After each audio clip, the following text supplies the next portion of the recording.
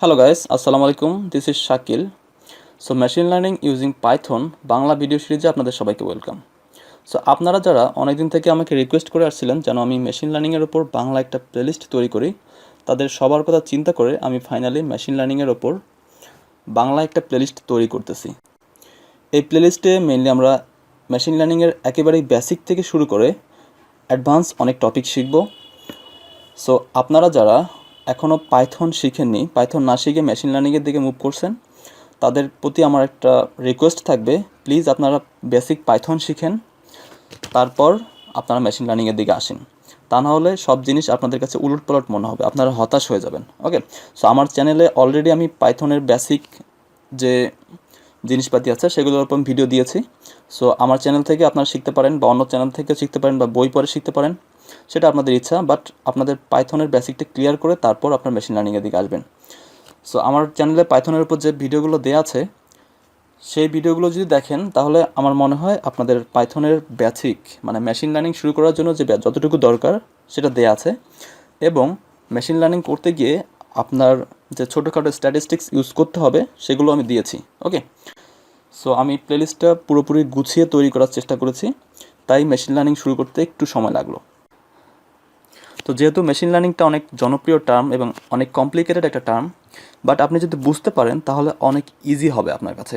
So সেজন্য আমি suggest করব, বাংলায় একটা বই আছে মেশিন লার্নিংয়ের, বইয়ের রাইটার হচ্ছে নাফিস নিহাল স্যার, আর বইয়ের নাম হচ্ছে মেশিন লার্নিং অ্যালগোরিদম। ওকে, তো এই বইটা আপনারা রকমারি থেকে কিনতে পারবেন, অনলাইনে অর্ডার করলে আপনার বাসায় এসে দিয়ে যাবে, বা আপনারা যদি ঢাকার বাইরে হন তাহলে হয়তো আপনি কুরিয়ার করে নিতে পারেন। অসাধারণ একটা বই, আমি নিজেও এই বইটা পুরোটা পড়েছি। তো এই বইয়ের মধ্যে যেটা আছে মেনলি সেটা হচ্ছে যে মেশিন লার্নিং অ্যালগোরিদমগুলো কীভাবে কাজ করে। ওকে, সেই বিষয়গুলো স্যার খুব ভালোভাবে বুঝিয়ে দিয়েছেন বাংলায়। সো আই হোপ আপনাদের বুঝতে কোনো সমস্যা হবে না এই বইটা পড়লে। আর আপনারা যদি আমার ভিডিওগুলো ফলো করেন তাহলে আপনাদের মেশিন লার্নিংয়ের টার্মগুলো বুঝতে অনেক অনেক হেল্প হবে। ওকে, সো আই উইশ এই ভিডিও প্লেলিস্ট থেকে আমরা অনেক কিছুই শিখব, সাথেই থাকুন।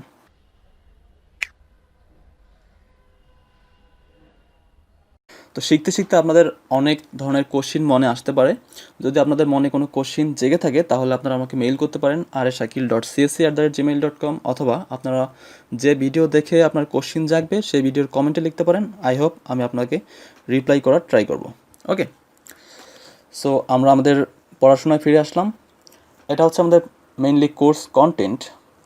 তো এই কোর্স কন্টেন্টের 1 থেকে 4 এটা হচ্ছে জাস্ট মেশিন লার্নিং কী, কেন ইউজ করবো বা কতভাবে আমরা লার্নিং করতে পারি, জাস্ট বেসিক টার্মগুলো আমি এগুলো ইনক্লুড করেছি ভিডিওতে, বিকজ মেশিন লার্নিং আমরা শিখবো, মেশিন লার্নিং কেন শিখবো বা মেশিন লার্নিং জিনিসটা কি অনেকেই হয়তো জানেন না, অনেকেই হয়তো জানেন, বাট আমি ধরে নিচ্ছি আপনারা কেউই জানেন না। যেহেতু আমি বেসিক থেকে অ্যাডভান্সের দিকে যাব, সো দ্যাটস ওয়াই আমি এই বিষয়গুলো ইনক্লুড করেছি। ওকে, সো আপনারা যদি অলরেডি এগুলো জেনে থাকেন, মেশিন লার্নিং কী, সুপারভাইজড লার্নিং, আনসুপারভাইজড লার্নিং মধ্যে যে ডিফারেন্সগুলো এগুলো কী, দেন এই অ্যালগোরিদম সম্পর্কে বেসিক যদি আইডিয়া থেকে থাকে তাহলে আপনারা এই ভিডিওটি স্কিপ করতে পারেন। সো প্রথমেই আসি, what is machine learning in artificial intelligence. আসলে খুব সহজ করে যদি আমি বলতে চাই বা এক কথায় আনসার দিতে চাই খুব সহজভাবে, তাহলে কিন্তু আমরা নামের মধ্যেই অর্থ পেতে পারি। মেশিন লার্নিং হচ্ছে মেশিনকে লার্ন করানো বা শেখানো। এখন এখানে প্রশ্ন হচ্ছে কি শেখাবো। এর উত্তর হলো, এখানে মেশিন হচ্ছে মূলত কম্পিউটার, আর মেশিনকে আমরা শেখাবো কিভাবে আসলে নিজে নিজে চিন্তা করে কোনো কাজ করতে হয় বা কোনো ডিসিশন নিতে হয়। সাধারণত আমরা যখন কম্পিউটার নিয়ে কাজ করি, সে মুভি দেখা হোক, গান শোনা হোক, গেম খেলা হোক, প্রতিটা জিনিসই কিন্তু আমাদের কম্পিউটারকে বলে দিতে হয়, তাই না? আমরা যখন কোনো মুভি ফাইলের উপর ডাবল ক্লিক করি, তার মানে আমরা আসলে চাই কম্পিউটার যেন ওই মুভিটা আমাদের জন্য চালিয়ে দেয়। কম্পিউটার কিন্তু কখনোই নিজে থেকে বুঝে নেবে না যে তুমি এখন মুভি দেখতে মোডে আছো, তাই সে কখনো অটোমেটিক মুভি চালিয়ে দিবে না। তোমাকে নিজে বসে মুভির ফাইলে গিয়ে ক্লিক করে কম্পিউটারকে বলে দিতে হবে যে তুমি এই মুভিটা চালিয়ে দাও। এখন ব্যাপারটা কীরকম হবে যদি আপনি শুধু কম্পিউটারের সামনে বসে কম্পিউটার চালু করেন এবং সেই কম্পিউটার নিজে নিজে কাজগুলো করে ফেলে।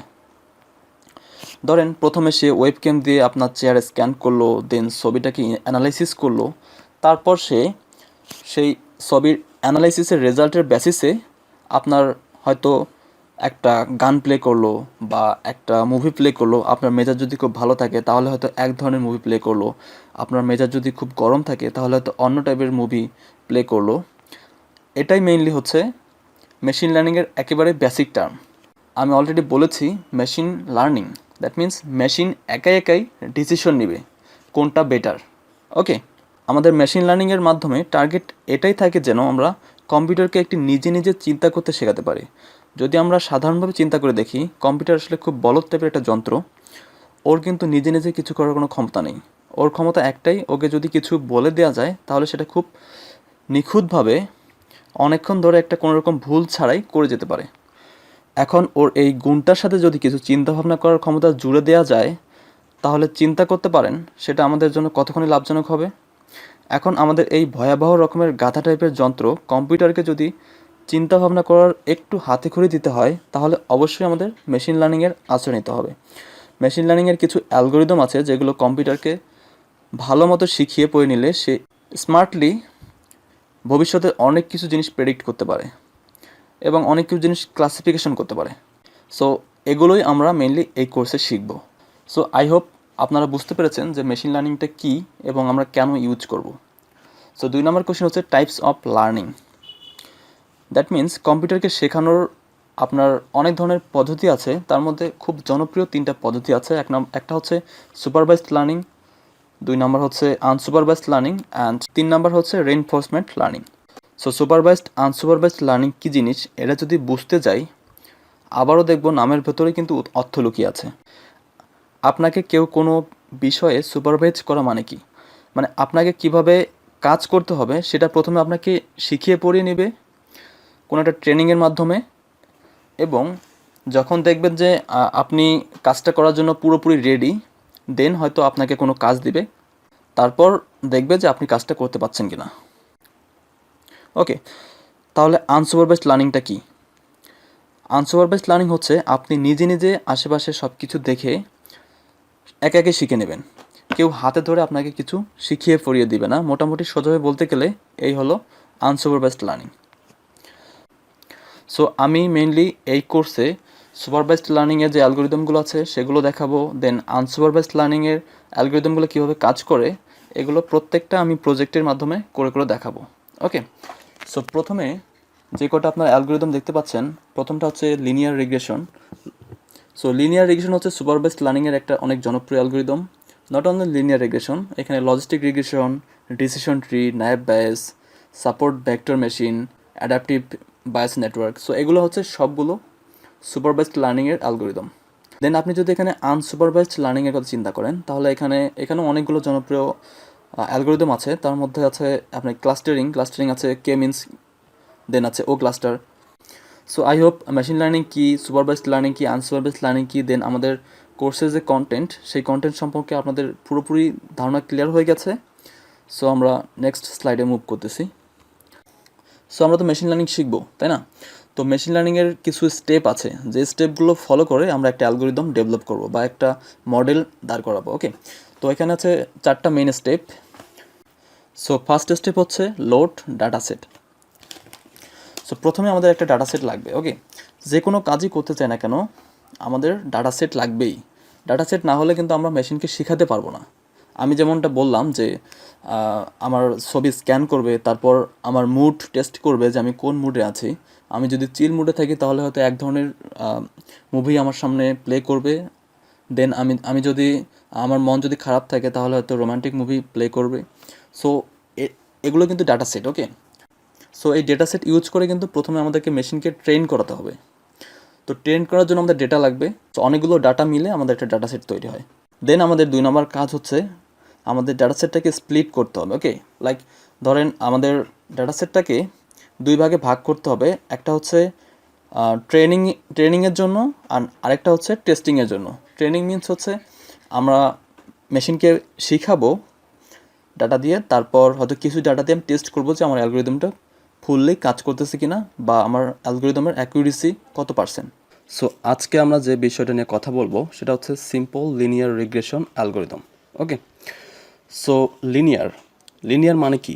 লিনিয়ার মানে হচ্ছে সরলরেখা টাইপের, আমরা যদি সমস্যাটি একটা লাইনের মতো মডেল দিয়ে সলভ করতে চাই তাহলে সেটা হবে লিনিয়ার মডেল। আর রিগ্রেশন মানে হচ্ছে রিয়েল ভ্যালু আউটপুট হিসেবে প্রেডিক্ট করতে হবে। ওকে, তাহলে লিনিয়ার রিগ্রেশন হলো লাইনের মতো মডেল দিয়ে রিয়েল ভ্যালু প্রেডিক্ট করার পদ্ধতি। যদি আমার মডেলটা বাঁকাতেরা লাইনের মাধ্যমে ভ্যালু প্রেডিক্ট করতো তাহলে সেটার লিনিয়ার রিগ্রেশন হতো না, সেটা হতো পলিনোমিনাল রিগ্রেশন। ওকে, তাহলে এক কথায় যদি বলতে চাই যে লিনিয়ার রিগ্রেশনটা কী, তাহলে এটা বলতে পারি যে লিনিয়ার রিগ্রেশন হচ্ছে ডিপেন্ডেন্ট ভেরিয়েবল এবং ইন্ডিপেন্ডেন্ট ভেরিয়েবলের মধ্যে রিলেশন তৈরি করার একটা প্রসেস মাত্র। ওকে, তো ইন্টারমিডিয়েট থেকেই আমরা একটা ইকুয়েশনের সাথে পরিচিত হয়ে আছি, y=mx+c। আমরা জানি যে এটা হচ্ছে সরলরেখা আঁকার জন্য একটা সমীকরণ। তো এখানে এম কি? এখানে এম হলো ঢাল বা স্লোপ, যেটা কিনা সরলরেখার দিক নির্ধারণ করে, মানে সেটা আসলে এক্স অক্ষের সাথে কত ডিগ্রি কোণ করে আছে সেটার উপর নির্ভর করে। আর সি হচ্ছে ওয়াই অক্ষের ইন্টারসেপ্টের মান, অর্থাৎ সরলরেখাটা ওয়াই অক্ষকে কোন বিন্দুতে ছেদ করেছে সেটার মান। আর এখানে আপনার ডিপেন্ডেন্ট ভেরিয়েবল কোনটা, ইন্ডিপেন্ডেন্ট ভেরিয়েবল কোনটা সেটা তো আপনারা দেখেই বুঝতেছেন। ওয়াই হচ্ছে ডিপেন্ডেন্ট ভেরিয়েবল, ওয়াই এক্সের উপর ডিপেন্ডেন্ট, আর এক্স হচ্ছে ইন্ডিপেন্ডেন্ট ভেরিয়েবল। ওকে, তাহলে আমরা এখন ডিরেক্ট করে চলে যাই। আই হোপ আপনাদের যদি কোনো কনফিউশন থেকে থাকে তাহলে সেটা পুরোপুরি ক্লিয়ার হয়ে যাবে। ওকে, সো আমি আমার আইডি ওপেন করে নিচ্ছি। এটা হচ্ছে অ্যানাকন্ডা নেভিগেটর। তো এইখানে মেইনলি আমরা কাজ করব জুপিটার নোটবুকের মধ্যে, এবং আমরা স্পাইডারও করব। আমি স্পাইডারও দেখাবো, জুপিটার নোটবুকেও দেখাবো। ওকে, তো জুপিটার নোটবুকে কাজ করতে আমার অনেক বেটার ফিল করি, সো আমি বেশিরভাগ কাজ আমি জুপিটার নোটবুকে দেখাবো। তো জুপিটার নোটবুক ওপেন করার আগে আমার কিছু কাজ আছে, কিছু লাইব্রেরি আমাকে ইনস্টল করে নিতে হবে। ওকে, তো সেই লাইব্রেরিগুলো আমরা ইনস্টল করবো কোথায়? সেই লাইব্রেরিগুলো ইনস্টল করার জন্য আমাদের এখানে সার্চ করতে হবে অ্যানাকন্ডা, লিখলেই চলে আসবে। দেখেন এখানে অ্যানাকন্ডা নেভিগেটর অলরেডি আমি ওপেন করে রেখেছি। সো এই যে অ্যানাকন্ডা প্রম্পট, ঠিক আছে? তো অ্যানাকন্ডা প্রম্পটের মধ্যে আপনি যদি অ্যানাকন্ডা ইনস্টল করেন তাহলে অটোমেটিক্যালি এটা চলে আসবে। তো প্রথমে আমরা ইনস্টল করব সাইকিট লার্ন। ওকে, তো সাইকিট লার্ন কীভাবে ইনস্টল করতে হয়? পিপ ইনস্টল SKLEARN লার্ন। ওকে, তো পিপ ইনস্টল SKLearn দিয়ে ইন্টার চাপলেই আপনার সাইকিট লার্ন ইনস্টল হয়ে যাবে। তো যেহেতু আমার অলরেডি সাইকিট লার্ন ইনস্টল করা আছে, সো এরকম দেখাচ্ছে যে রিকোয়ারমেন্টস অলরেডি স্যাটিসফাইড।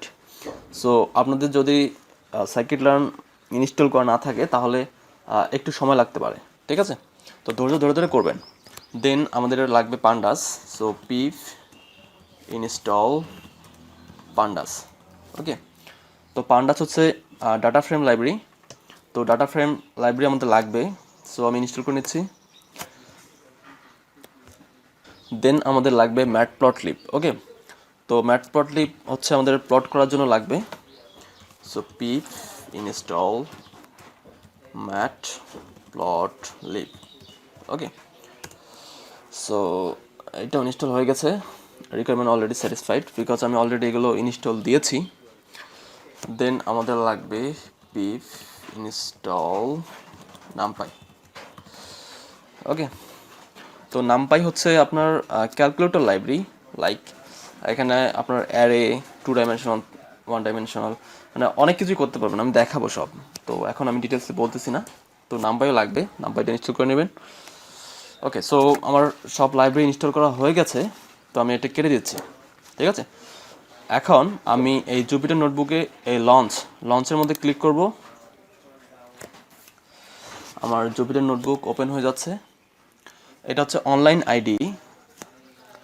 সো এখানে দেখেন অনেকগুলো ফোল্ডার আমার এখানে আছে, আপনি দেখতে পাচ্ছেন। আমার লোকাল ডিস্ক সি এর মধ্যে যে ফোল্ডারগুলো আছে শুধু সেই ফোল্ডারগুলো এখানে দেখাবে।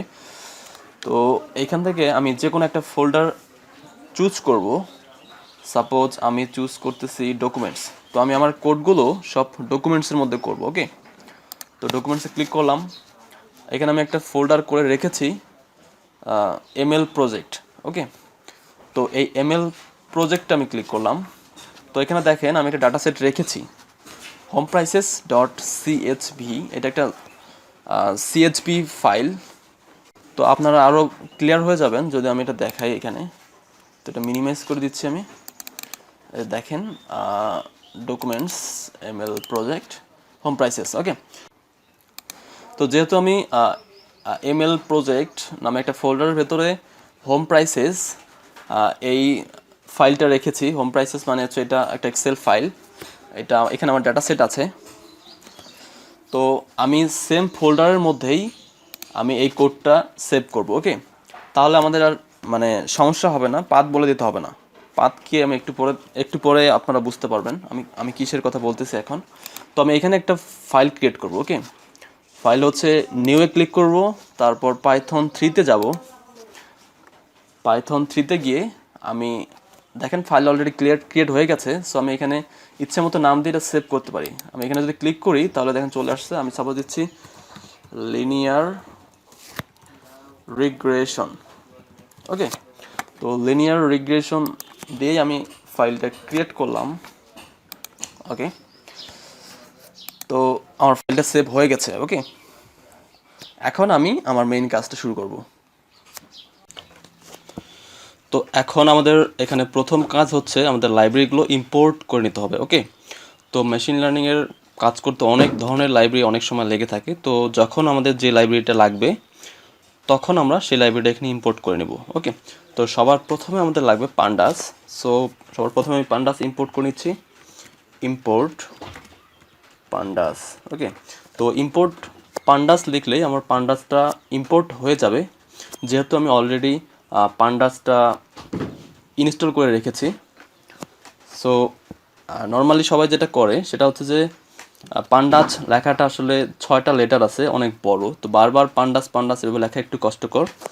সো তো এটা হচ্ছে একটা স্ট্যান্ডার্ড একটা নেম। তো পিডি দিলে এরপরে আমি যদি পিডি ডট সামথিং দিই তাহলে সেটা পান্ডাসকেই আপনার কল করবে। ওকে, সো এখানে পিডি না দিয়ে অন্য কিছু দিতে পারতাম, কোনো সমস্যা ছিল না, বাট যেহেতু পিডিটা হচ্ছে একটা স্ট্যান্ডার্ড পান্ডাসের সাথে সবাই পিডি দেয়, সো দ্যাটস ওয়াই এই পিডির সাথে ইউজ টু হওয়ার জন্য আমিও পিডি দিলাম। ওকে, তো পান্ডাস লাইব্রেরিটা আমরা ইম্পোর্ট করে ফেলেছি, এখন আমরা ডাটা সেটটা ইম্পোর্ট করব। ওকে, তো ডাটা সেট কীভাবে ইম্পোর্ট করতে হয় আমি দেখাচ্ছি আপনাদের। তো ডাটা সেট সাপোজ আমি নতুন আরেকটা সেল নিই। তো এখানে ডাটা ফ্রেম ক্রিয়েট করব, ডিএফ ইকুয়াল, এটা আপনার যে কোনো কিছু দিতে পারেন, আমি ডিএফ দিলাম বিকজ সবাই ডিএফই দেয়।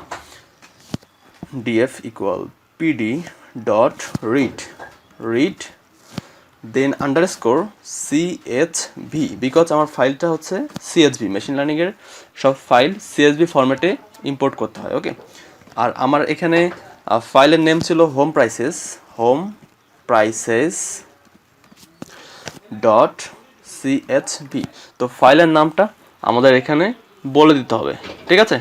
তো যেহেতু আমরা সেম ফোল্ডারে রেখেছিলাম এই এই ফাইলটা আর ডাটা সেটটা, সো আর কোনো সমস্যা নাই। আর যদি আমি অন্য ফোল্ডারে রাখতাম তাহলে এখানে পাথটা বলে দিলেই হয়ে যেত। ওকে, তো আমি ভেজালে যেতে চাই নাই, সেজন্য আমি সেম ফোল্ডারে রাখছি। ওকে, তো তার আগে আমার ডাটা সেটটা একটু দেখে নিই।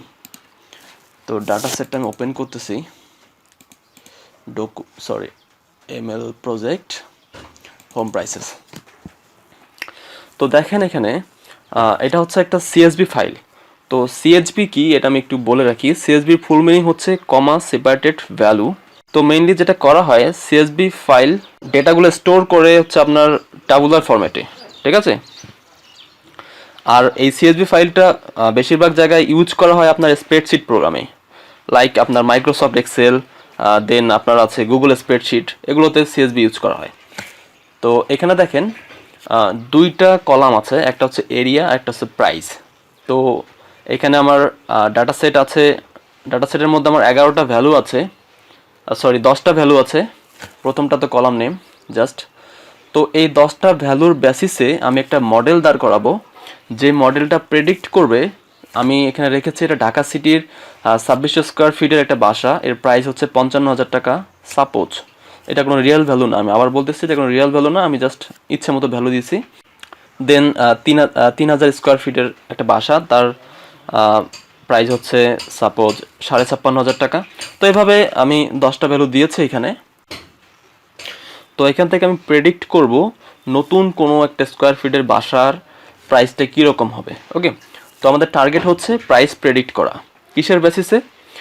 এই এরিয়ার বেসিসে, বাট তার আগে মডেলটা দাঁড় করাতে হবে আমাকে 10টা ভ্যালু আমি দিয়েছি, এই ভ্যালুগুলোর বেসিসে মডেলটা দাঁড় করানোর পরে আমার ভ্যালুগুলো প্রেডিক্ট করতে হবে। ওকে, তো আমি এটা মিনিমাইজ করিয়েছি, আমি আবার করে চলে যাই। আমি আসলে আপনাদের সবগুলো মানে বেসিক থেকে অ্যাডভান্সের দিকে যাব, সো দ্যাটস আমি সব কিছু বলতেছি যাতে আপনাদের কোনো গ্যাপ না থাকে। ওকে, তো প্রত্যেকটা সেল আমরা রান করাতে পারি। এখানে প্রথমে আমি 1 নাম্বার সেল রান করালাম, দেন 2 নাম্বারে আসি, 2 নাম্বার রানে ক্লিক করলাম, home prices dot CSB run হয়ে গেছে। এখন আমি যদি দেখতে চাই যে আসলেও আমার এই ডাটা ফ্রেমটা মানে সরি এই ডাটা সেটটা লোড হয়েছে কিনা জুপিটার নোটবুকে, তাহলে আমি এখানে জাস্ট দিব ডিএফ। তো এই ভেরিয়েবল নেমটা জাস্ট এখানে দিলেই হয়ে গেল। আবার রান করাই, দেখেন আমার সাকসেসফুলি ডাটাটা লোড হয়েছে। এই যে এখানে আছে এরিয়া আর এখানে আছে প্রাইস। তো সিএসবি ফাইল থেকে ডাটাটা অলরেডি চলে আসছে কিন্তু এখানে।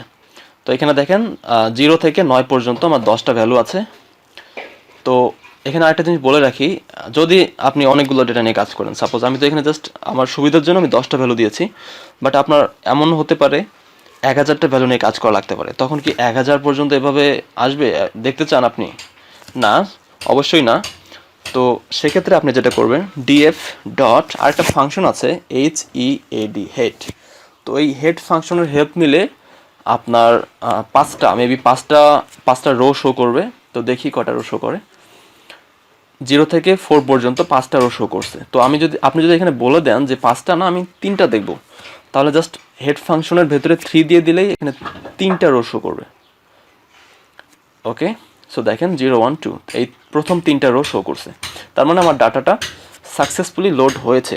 ঠিক আছে, তাহলে আমাদের 2টা স্টেপ গেল। প্রথমে কি আমি এখানে লিখে দিচ্ছি কমেন্টে। প্রথম কাজ ছিল আমাদের ইম্পোর্ট লাইব্রেরি। তো লাইব্রেরি ইম্পোর্ট করছি, তারপরে এখানে আছে লোড ডাটা সেট, আমি দিচ্ছি লোড ডাটা সেট। ওকে, তো 2টা কাজ হয়ে গেছে। এখন আমাদের 3 নাম্বার কাজ হচ্ছে আমি আমার সুবিধার জন্য, এটা নট নেসেসারি, বাট আমি আমার সুবিধার জন্য আমি দেখতে চাই এই ডাটাগুলো প্লট করে দেখতে চাই যে আমি যে এরিয়া দিলাম, প্রাইস দিলাম, এটা আসলে প্লট করলে কেমন দেখা যায় বা প্লট করলে কেমন লাগবে। তাহলে ওই প্লটটা দেখলেই আমরা অনেক কিছু বুঝতে পারবো what's going on. Okay, so আমি প্লট করতেছি এটা। সো প্লট করার জন্য আমার এখানে একটা লাইব্রেরি লাগবে, ইম্পোর্ট করতে হবে। সেই লাইব্রেরিটা হচ্ছে ম্যাটপ্লটলিব। ওকে, তো ইম্পোর্ট ম্যাটপ্লটলিব ডট পাই প্লট। ওকে, তো এইটাও আমরা একটা নাম দিই PLT। সবাই PLT দেয়, সো আমিও PLT দিলাম যাতে আপনারা এই ওয়ার্ডগুলোর সাথে ইউজ টু হয়ে যান। সো ম্যাটপ্লটলিব লাইব্রেরি ইম্পোর্ট করা হয়ে গেছে। Run run run. তো এখানে আমরা প্লটটা করব। ওকে, তো কীভাবে প্লট করতে হয় সেটা আমি দেখাচ্ছি আপনাদের। তো প্লট করার জন্য আপনাকে যেটা করতে হবে, PLT, that means matplotlib dot পাইপ্লটকে আমি এখানে কল করতেছি PLT dot scatter plot. So scatter then এখানে আমি ডিএফ ডাটা ফ্রেম, এখানে আমি বলে দিতে হবে এক্স অ্যাক্সিসে কী যাবে, ওয়াই অ্যাক্সিসে কী যাবে। সো প্রথমে আমি চাচ্ছি যে এক্স অ্যাক্সিসে আমি এরিয়াটা দেখব। সো আমি বলে দিলাম এরিয়া, বিকজ প্রথমে আছে এরিয়া। তো এরিয়াটা আমি এক্স অ্যাক্সিসে দেখতে চাই। দেন ওয়াই অ্যাক্সিসে আমি দেখতে চাই হচ্ছে ডিএফ প্রাইস। ওকে, তো আমার আই হোপ হয়ে গেছে। PLT ডট স্ক্যাটার ডিএফ, প্রথমে এরিয়া তারপর প্রাইস। তো এরিয়া যাবে আমার এক্স অ্যাক্সিসে আর প্রাইস যাবে আমার ওয়াই অ্যাক্সিসে। তো দেখি আমার এটা কাজ করতেছে কিনা। রান। তো দেখেন খুব সুন্দরভাবে একটা প্লট শো করছে। ঠিক আছে, তো দেখেন, বাট আমরা বুঝতেছি না কিন্তু যে এক্স অ্যাক্সিসে কী আছে, ওয়াই অ্যাক্সিসে কী আছে। আমি যদি আরও মডিফাই করতে চাই সেটাও করতে পারবো খুব সহজেই। তো আমি এখানে দিচ্ছি PLT ডট এক্স লেভেল। তো এক্স লেভেলে আমি দিচ্ছি, সাপোজ কিছু লিখে দেই কমেন্টের মতো, জাস্ট এটা কোনো ইম্পর্টেন্ট জিনিস না, আমি জাস্ট সুন্দর করার জন্য লিখতেছি এরিয়া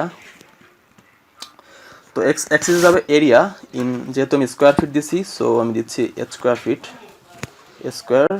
ফিট। ওকে, তো এরিয়া ইন স্কোয়ার ফিট। আর ওয়াই এক্সিসে দিচ্ছি আমি PLT ডট ওয়াই লেভেল। তো এখানে আমি দিচ্ছি সাপোজ এটা হচ্ছে প্রাইস না, তো যেহেতু আমি বাংলাদেশে থাকি, ঢাকার আমি কথা বলতেছি, তো প্রাইস ইন টাকা। তো হয়ে গেছে আমার, কাস্টমাইজ হয়ে গেছে। তো আমি আবার রান করাই, দেখি কি আসে। তো এখানে দেখেন সুন্দরভাবে চলে আসছে প্রাইস ইন টাকা আর এরিয়া ইন স্কোয়ার ফিট। ঠিক আছে, তো আমরা চাইলে এখানেও আরও মডিফিকেশন করতে পারি। সাপোজ আমি এই সাইনটা চেঞ্জ করে দিচ্ছি, কমা, এটা কি সাইন দেওয়া যায়, সাপোজ দিলাম, তো মার্কার ইকুয়াল প্লাস সাইন দিই। অ্যান্ড আমি কালারও চেঞ্জ করতে পারি, কালার COLOR, অবশ্যই আমেরিকান, মেবি COLOR এটা মেবি আমেরিকান, নট শিওর। আর COLOUR মেবি এটা ব্রিটিশ, যাই হোক হোয়াট এভার, COLOR দেবেন।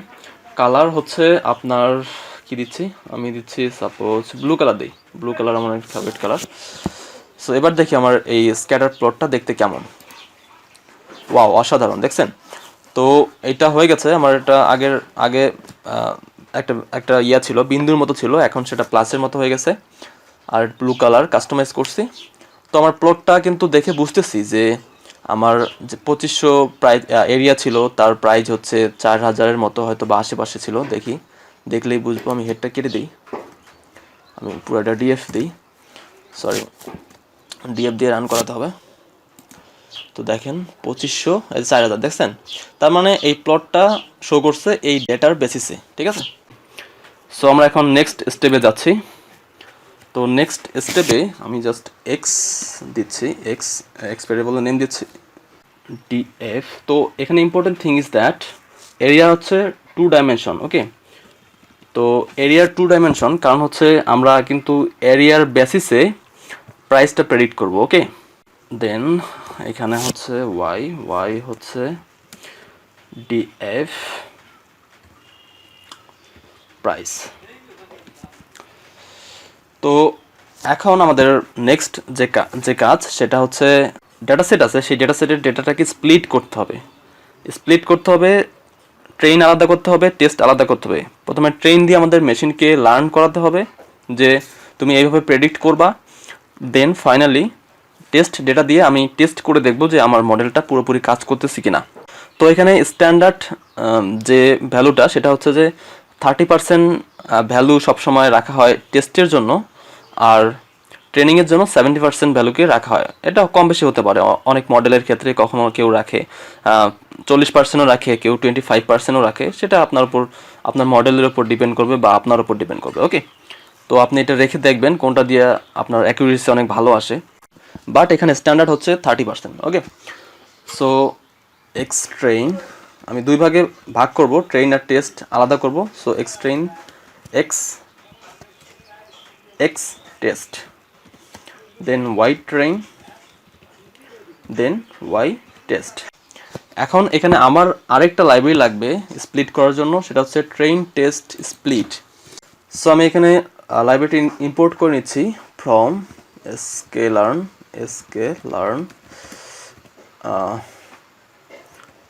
sklearn ডট মডেল সিলেকশন,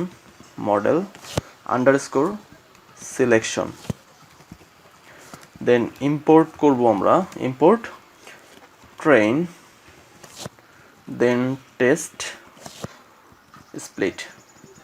ওকে, তো ট্রেন টেস্ট স্প্লিট এটার কাজ হচ্ছে আমাদের এটাকে ট্রেন সেট টেস্ট সেটকে আলাদা করে দেবে, স্প্লিট করে দেবে এক কথায়।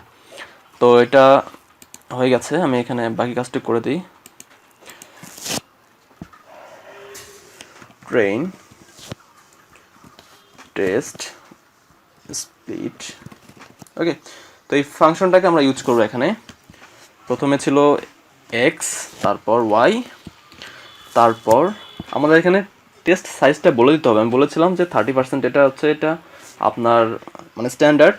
সো আমি টেস্ট সাইজ বলে দিচ্ছি, টেস্ট আন্ডারস্কোর সাইজ ইকুয়াল 0.3। ওকে, তো 0.3 মানে হচ্ছে 30% ডেটা রাখবে টেস্টের জন্য, আর বাকি 70% ডাটা রাখবে আপনার ট্রেনিংয়ের জন্য, মানে মডেলটাকে ট্রেন করানোর জন্য। তো এটা হয়ে গেছে, এখন দেখি আমার এটা কাজ করতেছে কিনা। তো এখান থেকে রান করি, তারপর আবার রান, প্রত্যেকটা শেল রান করে আসতে হবে।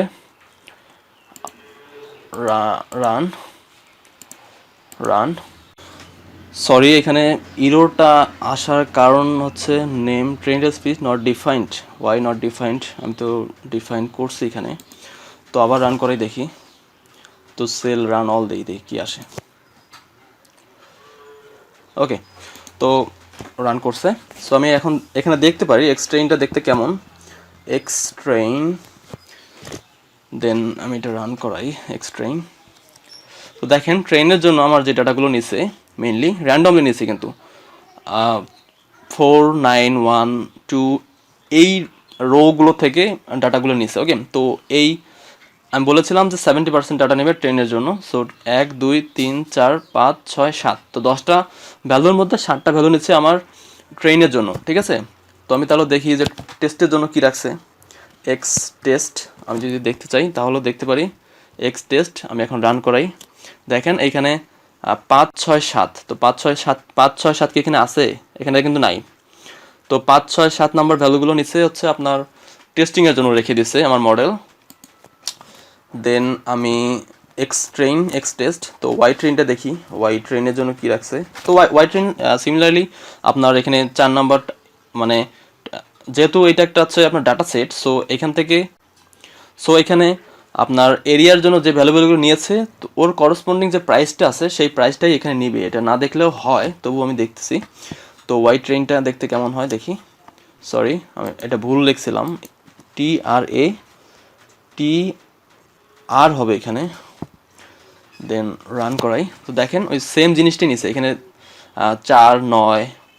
দেখেন এখানে 4, 9, তারপর 1, 2, 3, 0, 8। তো দেখেন সেম জিনিসটা নিছে কিন্তু। ঠিক আছে, তাহলে ওয়াই টেস্টটাও দেখি। ওয়াই টেস্ট, তো ওয়াই টেস্টের জন্য কি নিছে? ওগুলোই নিছে, আমরা দেখে বুঝতেছি। সরি, ওয়াই আমার এখানে স্পেস পড়ে গেছে। তো রান করাই। ওকে, ঠিক আছে, তো তার মানে আমার মডেলটা পুরো ডাটা সেটটাকে স্প্লিট করে ফেলছে। তার মানে আমার 2 নাম্বার স্টেপ ডান। এখন আমি 3 নাম্বার স্টেপ করব কি, আমি লিনিয়ার রিগ্রেশন অ্যালগোরিদম ইউজ করব। লিনিয়ার রিগ্রেশন অ্যালগোরিদম ইউজ করে আমি একটা ভ্যালু প্রেডিক্ট করব। ওকে, সো আমার 2টা স্টেপ এখন বাকি। তো আমি এখানে আরেকটা লাইব্রেরি ইম্পোর্ট করতে হবে আমাকে। তো লাইব্রেরিটা আমি ইম্পোর্ট করে নেই from sklearn dot linear underscore model। Then এখান থেকে আমাকে ইম্পোর্ট করতে হবে, ইম্পোর্ট লিনিয়ার, অবশ্যই L capital letter, LINEAR, linear regression.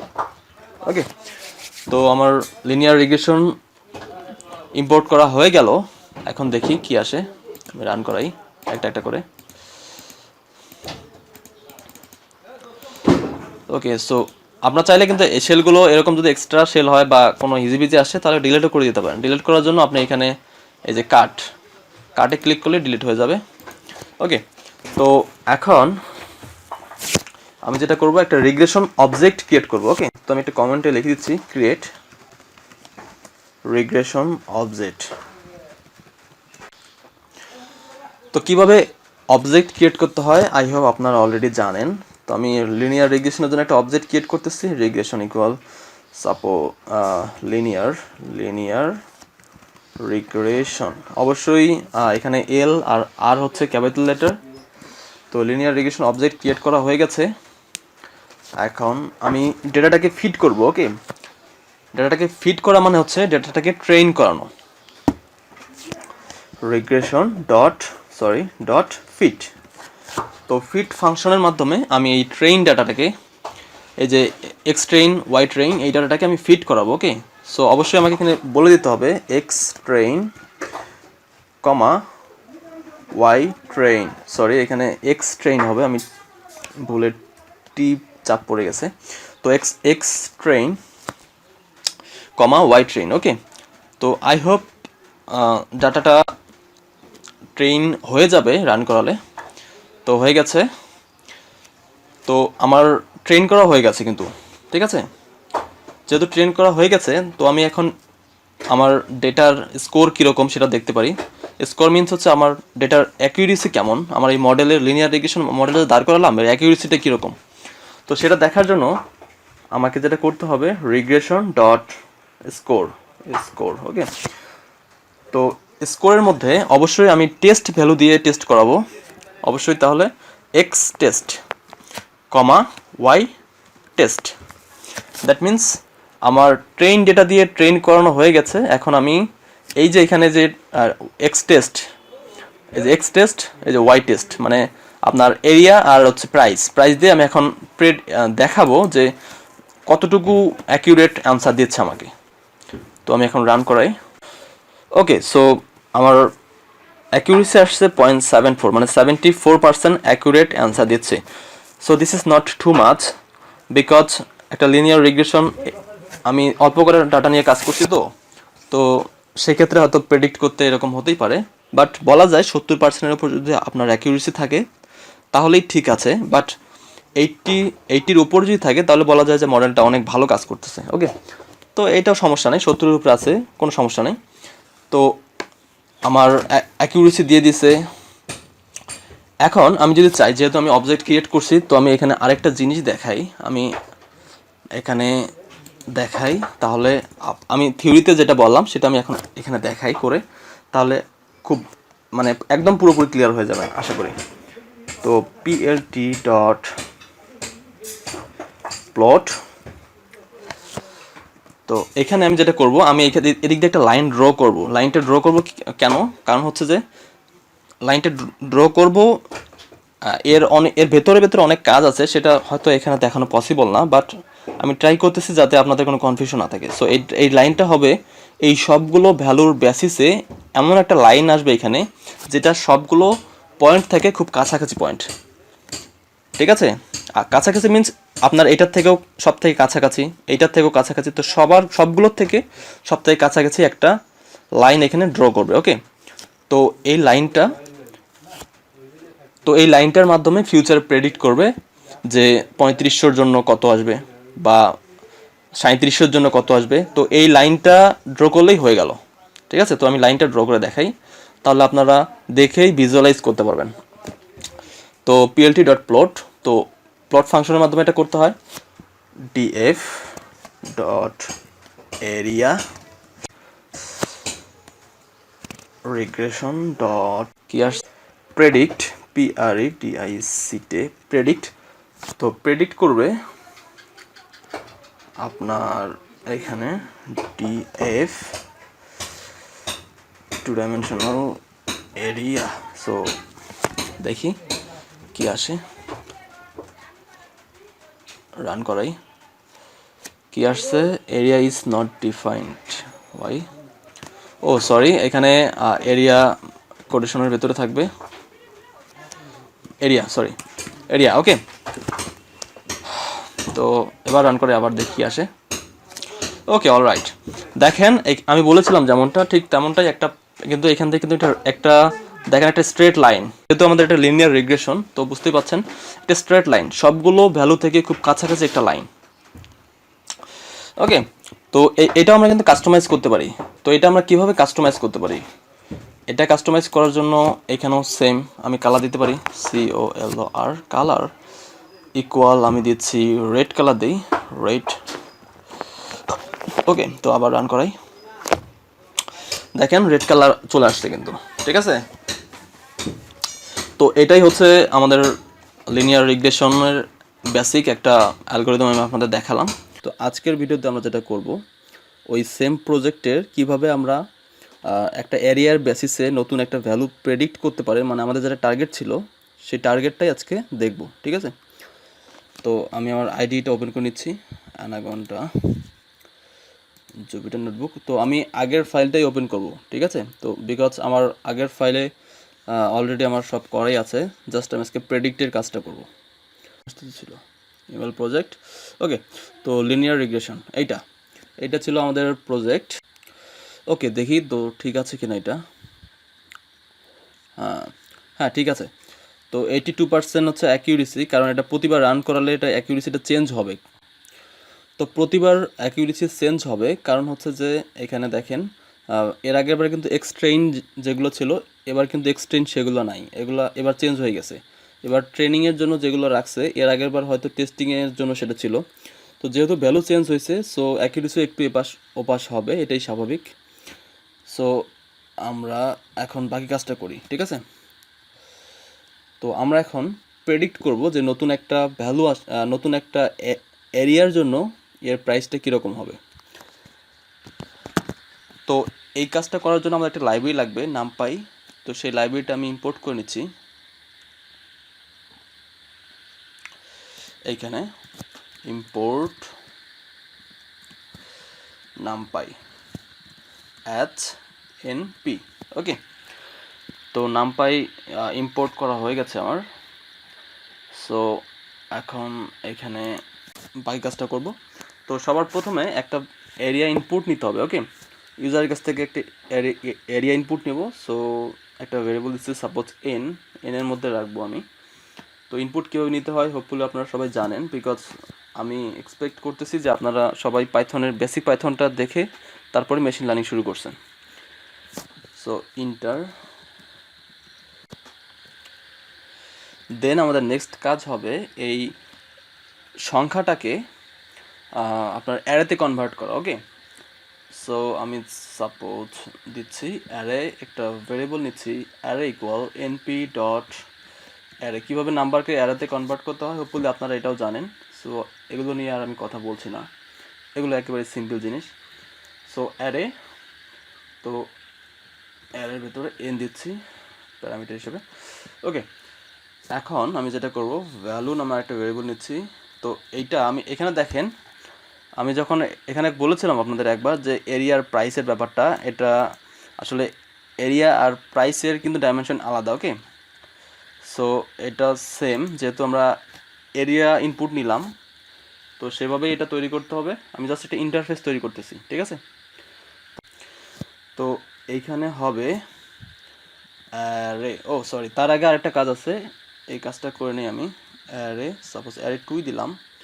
তো array 2 equal array dot as type NP dot float. তো এর ভেতর দিচ্ছি আমি অ্যারে 2। ওকে, তাহলে ওকে, তো রেজাল্ট নামে আমি আরেকটা ভেরিয়েবল নিচ্ছি রেজাল্ট। তো রেজাল্ট ইকুয়াল রিগ্রেশন। এবার আমি প্রেডিক্ট করব। ওকে, যে নতুন একটা এরিয়ার জন্য ভ্যালুটা কত হবে। Regression dot predict value.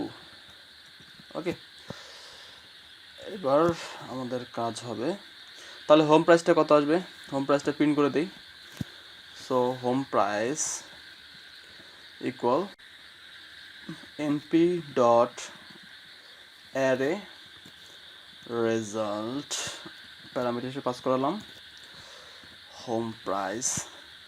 আবার দিচ্ছি হোম প্রাইস ইকুয়াল, এবার আসবে আপনার হোম প্রাইস। আর একটা ফাংশন আছে এখানে, আইটেম ফাংশন। ওকে, সো আইটেম ফাংশনকে কল করতে হবে, item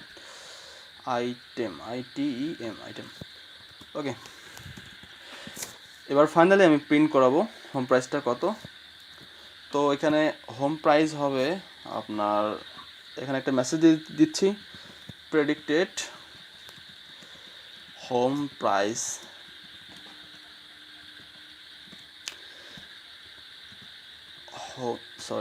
home price. Okay, hopefully আমার পুরোপুরি কাজ হয়ে গেছে। এখন কোডটা রান করিয়ে দেখি, রান। তো এখানে দেখতে পাচ্ছি একটা এরর আসছে, input is not defined. Sorry, এখানে ইনপুট হবে, আমার এখানে একটা স্পেলিং হয়েছে ইনপুট। ওকে, স্পেলিং মিস্টেক ছিল, আবার রান করাই। ওকে, আমার ইন্টারফেস চলে আসছে, ঠিক আছে, ইন্টার এনি এরিয়া। তো এখন আমি এখানে যে কোনো একটা এরিয়া দেই যেটা এখানে নাই। তো আমি এর কাছাকাছি একটা এরিয়া দেই যেটা খুব সহজে প্রেডিক্ট করতে পারবে। তো দিচ্ছি 2000 স্কোয়ার ফিট। আউটপুটটা আসছে NP is not defined, sorry, NP not defined, that means আমি এখানে লাইব্রেরিটা ইনপুট নিয়েছি কিন্তু আমার এই নামপাই লাইব্রেরিটা কাজ করতেছে না, বিকজ আমি রান করি নাই, ঠিক আছে। তো আমি রান করে আসি। তো তার থেকে ভালো হয় আমি একবার রান অল দিই। ওকে, চলে আসছে। তো আমি আবার দিচ্ছি। তো 2000 স্কোয়ার ফিট। তো 2000 স্কোয়ার ফিটের জন্য দেখি প্রাইসটা কত আসে। তো দেখেন 2000 স্কোয়ার ফিটের জন্য আমার প্রেডিক্টেড প্রাইস আসছে 33,000 টাকা। তো দেখি, যেহেতু আমি আবার রান করাইছি, সো আমার গ্রাফটা চেঞ্জ হয়ে গেছে।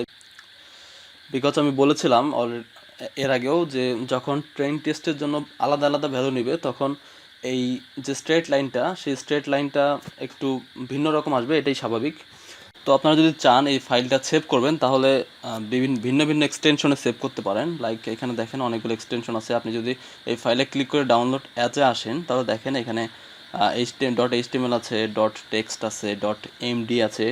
তো আমার বর্তমানে আমি নোটবুকে কোডটা করতেছি। সো এখন আমার ফাইলের যে এক্সটেনশন সেটা হচ্ছে IPyNB, NB মিনস নোটবুক। ওকে, তো আমি এই সেম ফাইলটা ডট পাইথন মানে পাইথন ফাইলে সেভ করতে চাই, বিকজ .IPyNB-তে যদি আমি ফাইল সেভ করে রাখি তাহলে আমি যদি ফাইলটা ওপেন করি তাহলে ডিরেক্ট আমার নোটবুকে নিয়ে আসবে। তো আমি চাচ্ছি না, আমি চাচ্ছি যে .py এক্সটেনশনে আমি ফাইলটা সেভ করবো। ওকে, তো .py জাস্ট ক্লিক করবেন, এভাবে ক্লিক করলে অটোমেটিকলি এখানে ডাউনলোড হয়ে যাবে। ওকে, সরি, এটা আমার হয়ে গেছে, ঠিক আছে। ওকে, তো আমি এটা মিনিমাইজ করে দিচ্ছি। তো ডাউনলোডে মেবি আছে এটা। তো এটা হচ্ছে লিনিয়ার রিগ্রেশন।